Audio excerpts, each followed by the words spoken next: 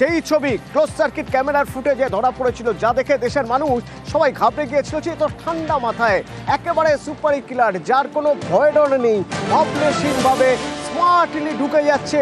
যেভাবে কেউ কোনো ঘরে ঢুকে বোঝাই যাচ্ছে না যে আইসিইউতে একটা মানুষকে খুন করতে যাচ্ছে হাতে বন্দুক নিয়ে। হাতের দিকে না তাকালে বোঝা সম্ভবই নয়। ব্যাকগ্রাউন্ড অসাধারণ। মা শিক্ষিকা, বাবা ব্যবসা করে, ছোট থেকেই খ্যাতির শখ, কিছু একটা করতে হবে, নাম করতে হবে, লোকে যাতে চিনতে পারে। তো এই নিজের পরিচয় তৈরি করার জন্য সহজ পথ বেছে নিয়েছিল, নিজেকে বাদশা বলে পরিচয় দেওয়া। ওই সামনে যাকে দেখা যাচ্ছে সে একের পর এক খুনের সহযোগিতা করা জলভাত হয়ে দাঁড়িয়েছিল।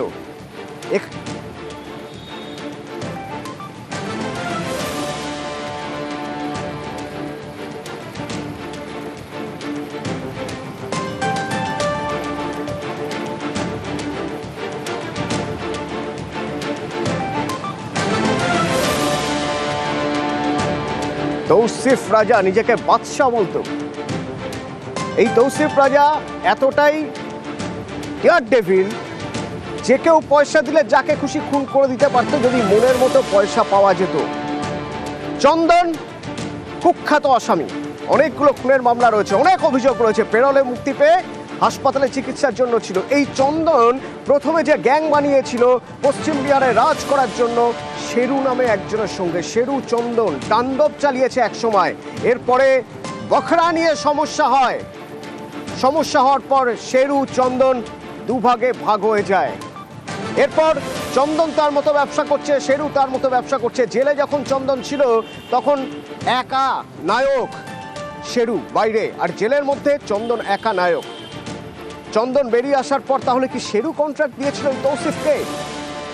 এসটিএফ সব দিক খতিয়ে দেখছে এবং অপারেশন কুইক অপারেশন বেঙ্গল এসটিএফের সঙ্গে, এবং সেই অপারেশনে সুখ বৃষ্টি থেকে ধরা গেল 5 জনকে। 2 জন পালিয়ে যাচ্ছিল, 3 জনকে সঙ্গে সঙ্গে ন্যাপ ডাউন করার পরে 2 জন পালিয়ে যাচ্ছিল, কিন্তু তাদেরও ধরা হলো। ধাওয়া করে একেবারে পিছন পিছন গিয়ে তাদেরকেও ধরে এবার ট্রানজিট রিমান্ডে নিয়ে যেতে হবে তাদের। এদের হাত থেকে হয়তো, এদের মুখ থেকে হয়তো জানা সম্ভব হবে যে কারা কন্ট্রাক্ট দিয়েছিল, কাদের সুবিধা হতো চন্দন তাদের রাস্তা থেকে সরে গেলে। প্রাথমিকভাবে তো পুলিশ শেরু গ্যাংয়ের নামই বলছে, কিন্তু প্রমাণ কোথায়? সবচেয়ে মারাত্মক যে যারা এতটা ডেয়ার ডেভিল তারা এসে অপেক্ষা করছে, তারা এসে শেল্টার নিয়েছিল এমন একটা জায়গায় যেখানে আম আদমি থাকে। আশপাশের ফ্ল্যাটে আম আদমি, তারা ঘুণাক্ষরে বুঝতে পারছে না, ঘুণাক্ষরে জানতে পারছো না যে তাদের আশপাশে কি ভয়ঙ্কর লোকজন কদিন ধরে ডেরা বেঁধেছিল। সানিক সরাসরি আমার সঙ্গে রয়েছে।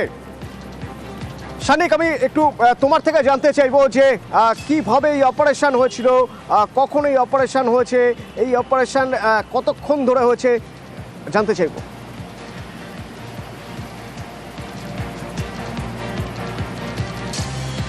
দেখো অতনু, এখানে কিন্তু এখনো পর্যন্ত সেই চাঞ্চল্য রয়েছে, কেননা যে ছবি 2 দিন আগে বলা যেতে পারে সর্বভারতীয় সংবাদ মাধ্যমে একেবারে চাঞ্চল্য ছড়িয়েছিল, পাটনার যে ছবি, একেবারে শুট আউটের মুহূর্তের ছবি প্রত্যেকে দেখেছেন, সেই মুহূর্তের সঙ্গে এই বিল্ডিং এর যোগ সরাসরি প্রশ্ন উঠছে। কেননা বিহারের পাটনার যে হাসপাতালের আইসিইউর ভেতরে চন্দন মিশ্রকে শুট আউটের ঘটনা ঘটেছিল, সেখানে বিহার এসটিএফ সেখানে নিউ টাউনের এই আবাসন থেকে 5 জনকে ইতিমধ্যেই গ্রেফতার করেছে। এসটিএফ সূত্রে খবর, এখানে বেঙ্গল এসটিএফ এর সঙ্গে বিহার এসটিএফ যৌথ অভিযান করেছে এবং খুনের ঘটনার প্রথম থেকে এই 5 জন সহযোগী ছিল এবং তদন্ত করতে গিয়ে তাদের তথ্য পেয়েছিল বিহার এসটিএফ। তারপরেই এখানে কিন্তু বেঙ্গল এসটিএফ এর সঙ্গে যোগাযোগ করা হয় এবং গত 2-3 দিন ধরেই তোমাকে জানিয়ে রাখবো, গতকালও এখানে এই গোটা এলাকাতে তদন্তকারীরা গোটা বিষয়টার ওপর পুঙ্খানুপুঙ্খভাবে নজর রাখছিলেন, তাদের গতিবিধির ওপর নজর রাখা হচ্ছিল এবং আজকে সকালবেলা শেষমেশ সেই অপারেশন এবং সেখান থেকেই এই M73 সুখবৃষ্টি আবাসন, সেখান থেকেই গ্রেফতার করা হলো এই 5 জনকে। তাদের ভূমিকা কতটা এই গোটা ঘটনায়, তাদের কি মূল ভূমিকার মধ্যে, তাদের কিভাবে প্ল্যানিং এর মধ্যে তারা ছিল, সেই সমস্ত বিষয় কিন্তু এই মুহূর্তে তদন্তকারীরা খতিয়ে দেখছেন। তোমাকে জানিয়ে রাখবো, যারা তদন্তকারীরা আজকে এখানে এসেছিলেন, বিহার এসটিএফ এবং বেঙ্গল এসটিএফ এর যে যৌথ বাহিনী তাদের বেশ কিছু আধিকারিক তারা কিন্তু এখনো পর্যন্ত এখানে রয়েছেন, তারা এখনো পর্যন্ত ভেতরের অংশে রয়েছেন এবং তারা সেখানে চেষ্টা চালাচ্ছেন আরো কিছু ক্লু এখান থেকে তারা পান কিনা, কেননা যে জায়গায় এই ঘটনা ঘটানো হয়েছে ক্লু দরকার হবে প্রমাণ করার জন্য, চার্জশিট তৈরির জন্য বেশ কিছু ক্লু দরকার হবে এবং তার সঙ্গে এটাও খতিয়ে দেখা যাবে যে আর কেউ কোনোভাবে তাদের সাহায্য করেনি তো, যদি করে থাকে তারা কি স্থানীয় কেউ, বাইরে থেকে কেউ সাহায্য করেছে কি, তার জন্য এসটিএফ এর টিম এখনো পর্যন্ত সেখানে রয়েছে। এই সুখবৃষ্টি এটা 2025-এর জুলাই, 2021-এর জুন, ঠিক 4 বছর আগে পিছিয়ে যাই আমরা। এই সুখবৃষ্টিতে দুই গ্যাংস্টার শেল্টার নিয়েছিল পাঞ্জাব থেকে এসে এবং তারপর বেঙ্গল এসটিএফ অপারেশন চালায় এবং দুজনই এনকাউন্টারে মারা যায়। এই সুখবৃষ্টিতে তখনও প্রশ্ন উঠেছিল যে তাহলে বাড়ি ভাড়া যারা দিচ্ছেন তারা কেন খোঁজ নিচ্ছেন না, বাড়ি ভাড়া দেওয়ার সময় সব ডকুমেন্টস কেন চেক করা হচ্ছে না, কেন থানায় জানানো হচ্ছে না।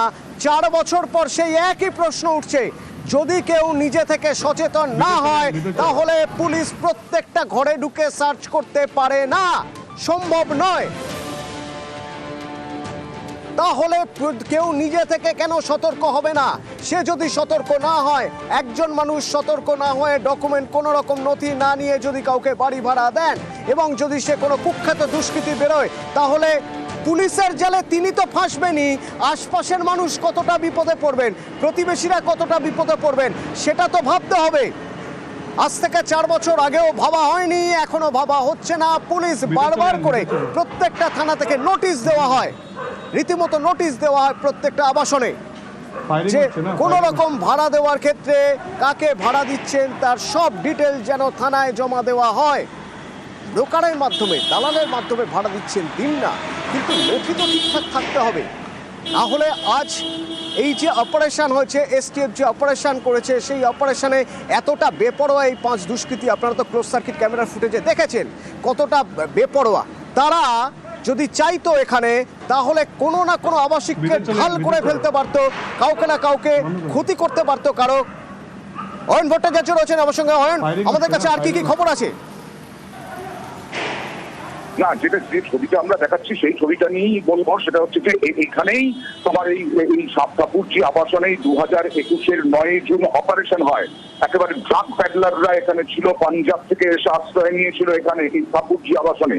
এখানেই পাঞ্জাব পুলিশের এসটিএফ অভিযান চালায় এবং 9 জুন বিকেলে গুলি চলে, একেবারে রীতিমতো গুলি চলে। দুষ্কৃতীরাই প্রথমে, গ্যাংস্টাররাই প্রথমে গুলি চালায় এবং তারপরে পাঞ্জাব পুলিশ এবং গ্যাংস্টারদের মধ্যে পাল্টা গুলি এবং তাদের দুজন গ্যাংস্টারের মৃত্যু হয়। প্লিজ একটু সঙ্গে থাকুন, একটু সঙ্গে থাকুন, আমি একটু শুনতে চাইবো আবাসিকরা কি বলছেন, একবার শুনুন।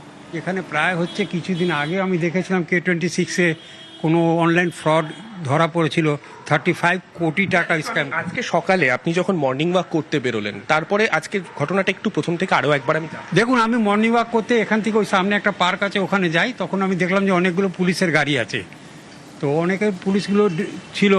তো আমি কাছে গেলাম না যে হয়তো ফায়ারিং স্টার্ট হয়ে যাবে, তো আমি কি করব, তো আমি একটু দূরেই ছিলাম। পরে আমি জানতে পারলাম যে 2-3 জনকে ধরে নিয়ে গেছে। কাউকে পালাতে সেই সময় দেখেছেন? দৌড়াদৌড়ি? আর না, দৌড়াদৌড়ি কিছুই হয়নি, না সেরকম কিছু। পরে পুলিশ কখন বেরোলো? আমি 5:30টার সময় বেরিয়েছি, পুলিশ প্রায় 6:30টার সময় বেরিয়ে গেছে, 6:30 থেকে 7টার মধ্যে বেরিয়ে গেছে। শানিক, একটু যদি জানা যায় ওর থেকে কোনো রকম গুলি চলেছিল কি, গুলি চলার আওয়াজ পেয়েছিলেন উনি? কোনো থেকে 2 জনকে ধরে নিয়ে গেছে L62 এর কাছ থেকে। যখন এই ঘটনা ঘটে, কোনোভাবে আগেও একটা এই সাপুরজিতে আমরা দেখেছিলাম শুট আউটের ঘটনা ঘটেছিল, এক্ষেত্রে কি কোনো গুলি চলা, এই ধরা? না, সেরকম কিছু নেই, কোনো গুলি চলেনি, কোনো রকম মানে কেউ বুঝতেই পারলো না যে কেসটা কি আছে। মানে একদম স্মুথ অপারেশন, একদম স্মুথ অপারেশন, কোনো রকম গুলি চালানোর প্রয়োজন পড়েনি।